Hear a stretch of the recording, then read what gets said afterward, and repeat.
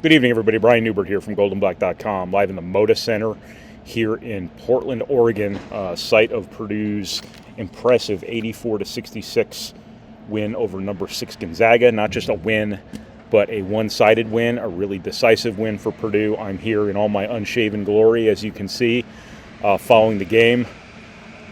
I didn't even have stubble this morning when I got up to wait for this game to be played, and look what I look like now. Anyway, this is your wrap video following Purdue's 84-66 win over Gonzaga. Thank you to the Purdue Union Club Hotel for your support as always. I say this at the start of every video, but I mean it tonight. I need to make this quick. I have no idea if the trains are still running back to downtown Portland, and if I have to stand out there and wait for an Uber, I don't want to stand out there too long with the giant brown rats that are all running around outside. This city, all the rats are like a really dark brown. I'm not really sure what that's all about. A lot of them in other cities I frequent are grayish or a lighter brown. These are like almost black rats. Anyway, pardon the vacuums behind me. Purdue has done everything you could possibly want Purdue to do here through the first 5 games of the season. And I think in so doing, they've really shown kind of a winning instinct. This game, Purdue led almost the entire game. Well, I shouldn't say that. They led for much of the game by a relatively robust margin. And instead of having to make winning plays at the end of the game, they had to make winning plays to stave off Gonzaga's ability to make runs.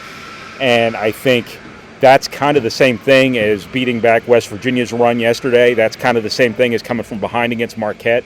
I think Purdue just kind of has a knack for the moment. I think a lot of that is a couple things. One, I think you have freshman guards who are not afraid of the moment. I think Braden Smith has a knack for taking command in tight situations. I think those guys' confidence kind of wears off on this whole team, and I think that's a really important development. But also, I think Purdue plays really hard, and I think that kind of stuff adds up, puts Purdue in a good position at the end of games, but also doesn't stop when you're in that position. You know, Purdue has a funny way of making its own luck with its effort, and that close games tend to fall in the favor of the team that plays harder, which is one of the things that, you know, should be true about basketball, but isn't always true. But I think it's true more often than it's not true. And I think Purdue is playing really, really hard right now. And I'll talk about Caleb first later, but I think he's one of the faces of it. I think Purdue is smart.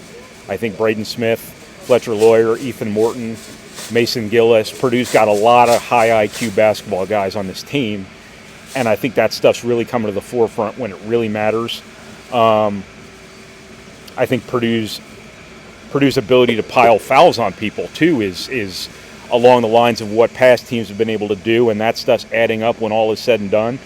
But more than anything, I think Purdue's just got a knack for the moment, and that's really an interesting thing about this team so far, because they haven't played a whole lot together. They haven't played a whole lot, period.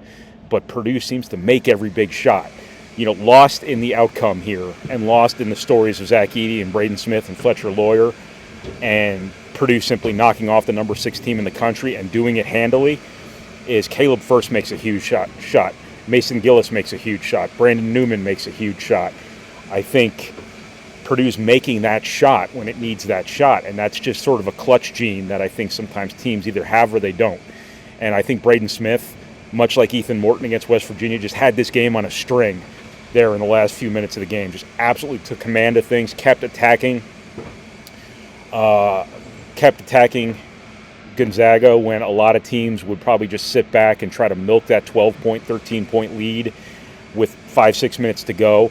Braden Smith just kept getting Purdue dunks, and that's an attitude that leads to winning. And I think, you know, Purdue's still going to have some ups and downs here this season, but I don't think you can ask a whole lot more from Purdue than what you've seen here so far. I think, you know, Purdue, as I mentioned before, winning in basketball tends to fall in the favor more often than not of the team that plays harder, the team that makes more substance plays. And I think Purdue's got a couple of guys here. I think Mason Gillis has always been this player, but I think Caleb First's effort has been exceptional here this season, and I think that's getting glanced over. And it's easy to glance over that because the stats don't always tell the whole story of what he's doing for Purdue. Tonight, maybe they did more so than other games. He makes a huge three for Purdue. He gets a bunch of dunks, but he's just playing really, really hard with great energy, and he's just making things happen. And I think Mason Gillis, again, is cut from that same cloth. When you got a bunch of guys out there, and maybe it gets to the point where you're competing against one another to see who can play with more energy, I don't know. But I think Purdue's got great effort when games are on the line, and I think Purdue's got great smarts when games are on the line. Ethan Morton, I don't know what his numbers even were in this game, but he takes that game over in the last couple minutes too, generating a couple steals, making all the right passes, not turning the ball over. I think, Purdue's just got really good substance on this team. And, once they started making some shots, and once they started getting Ross-Ade, involved after he didn't start this game great, he wasn't as strong with the ball as he needed to be. Purdue didn't do a great job getting it to him. They needed to kind of, feel out Gonzaga's defense a little bit before that could happen.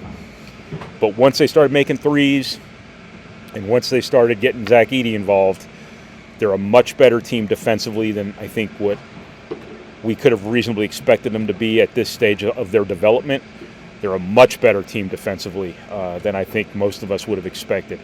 And they were razor sharp offensively in the second half of this game. They had Gonzaga running around like a chicken with its head cut off with a lot of their motion. It wasn't even just the sheer magnitude of the Ross-Ade matchup. It was Purdue's action offensively just had Gonzaga running in circles. Not unlike totally the way Villanova was running around in circles a couple years ago in the NCAA tournament. Purdue, for a team that hasn't played together all that much, the level to which they executed offensively in the second half of this game, scoring 51 points against these guys, was really something. And the way Purdue played half-court defense against a team that came in number one nationally in efficiency, obviously it's only been 5 games, or 6 games, whatever it was Gonzaga played before this, but those games were Michigan State, Texas, Kentucky, so it's not like Gonzaga played nobody here prior to playing Purdue. So those numbers weren't as artificial as they often are this early in the season. This is a good offensive team. They're NBA dudes all over this Gonzaga team. They're one of those teams you just look at them and the way they fill out their uniforms and the height and the length and all of that. And it's kind of one of those programs that's always got dudes. And, Purdue just outplayed all of those dudes tonight, offensively, defensively, whatever it might have been. Just a real kind of coming-of-age sort of statement sort of game for Purdue. Again, I don't know what that statement necessarily was because it's still November. And, some of this stuff can change very quickly in a matter of weeks, if not especially months. But, Purdue has kind of made a statement here. Hey, we're pretty good. We belong. Purdue's very much looking the part here of an NCAA tournament team. They're very much looking the part of a team that's going to have a chance to make some noise in the Big Ten here. I've said here it's great to have a moment or two early in the season, but you got to prove you're consistent. Well, this is 3 games in a row here against high major competition, if not, in Gonzaga's case, elite competition where you've been good, you've been showing improvement, you've been good at both ends, you've been playing complete games, and you've been giving exceptional effort. And again, I just don't know what more you can ask from Purdue than this. I can't even remember what I've talked about here. It's all kind of going by. It's all kind of running together in my head here. I talked about Caleb First's effort. I talked about the freshman guard's poise and confidence kind of wearing off on this whole team. Purdue's just got a lot going for it, tangibly, intangibly.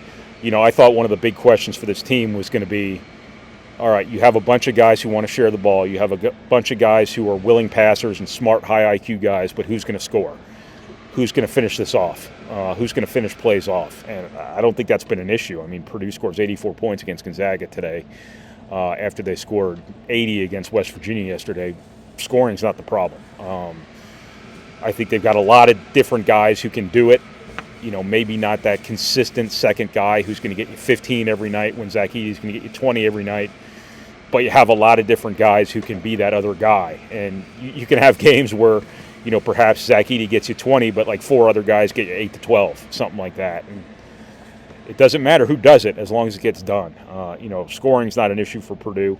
They're much better defensively. They took care of the ball much better today than they did yesterday. And, Gonzaga started throwing some pressure at them, and they handled it well again, and just can't say enough about this. From Purdue's perspective, they're advanced for where a team in their position very reasonably could be expected to be. It'll be interesting to see how they can do Sunday against Duke. Duke hasn't looked unbeatable thus far. Duke is young, like Duke is always young. Duke is going to have a coach coaching his fifth or sixth game. Purdue's got a really good thing going right now. I wouldn't put anything past Purdue here on Sunday against Duke. Could shape up to be a pretty good week here for Purdue sports if football takes care of its end in Bloomington here in 5 hours. So that's kind of what I got from the Moda Center here in Portland, Oregon, home of the Portland Trailblazers. This is Brian Neubert from goldenblack.com. Thank you for watching, thank you for reading, thank you for listening, and thank you for processing our materials. However it is you process our materials, process. Thank you to the Purdue Club Hotel for your support, and please, please, please don't make me stand out there too long with those gigantic mutant black rats out here in Portland. So, thanks everybody.